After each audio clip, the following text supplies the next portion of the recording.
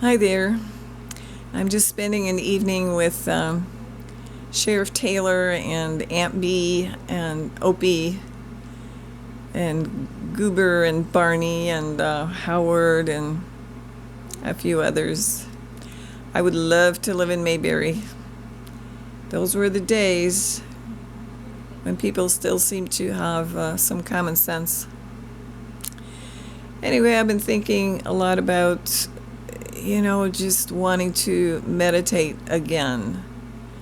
It's been a long time, and I used to meditate all the time. I meditated for years on a regular basis, at least once a day, often twice a day. I went to retreats, several days, of just meditating all day long.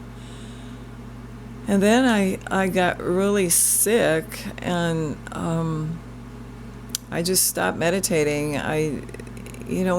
When your body is so loud and the symptoms are so intense, it's really hard to get past that and go inward and not pay attention to what your body's doing.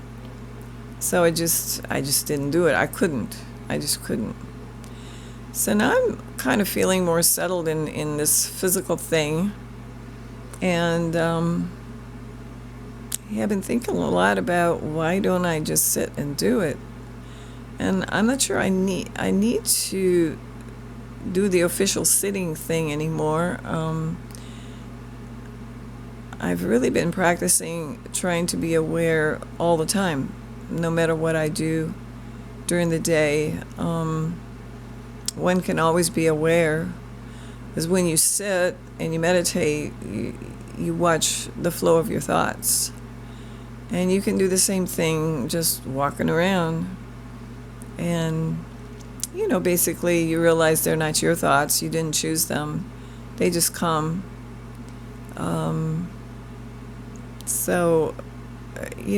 Your thoughts are I find that thinking is self-perpetuating. It's a self-perpetuating program. It's like a virus. It's like the virus out there now. It's just in my brain. And it's helpful to realize that, because then you can stop paying attention to them. It doesn't mean you suppress them or put them away or whatever, but, you just don't think they're true, because they're not. And I'm not talking about day to day, I need to go shopping, or I have to make lunch now, or those thoughts are functional thoughts. They're you need to be able to figure things out, follow a recipe or fix your lawnmower or whatever you're going to do. But these, this constant ruminating that we do, and I think we all do it. It's like a mass sickness. Those sorts of things are they're pretty useless, and when I pay attention to them, they're tiresome. It's just a tiresome stream of, and some of them are nasty. They don't do anything for me. So, I think, and of course, what's the show that's playing out there, the multiplex cinema show that we're exposed to all the time. I mean, I'm really cutting back on the things I listen to. I mean, I still want to know what's going on. I think it's just smart. But my inner work right now is not to allow it to affect how I feel.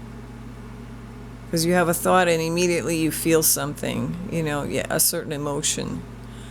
And I'm thinking, it's not what I don't want to feel that way. And I don't want my environment or other people or, the showmasters to decide how I feel.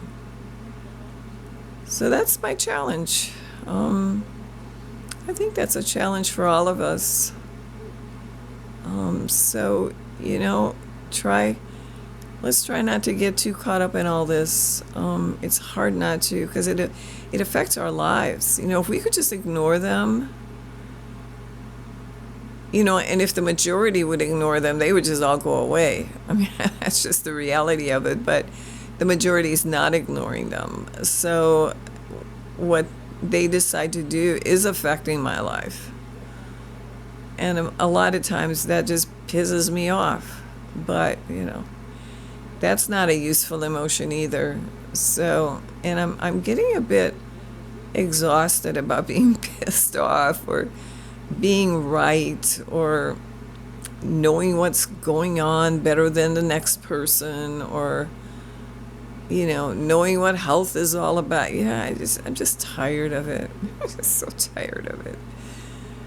Anyway, that's what I'm ruminating about today. So try the Andy Griffith Show sometime. It's nice. It's like meditating.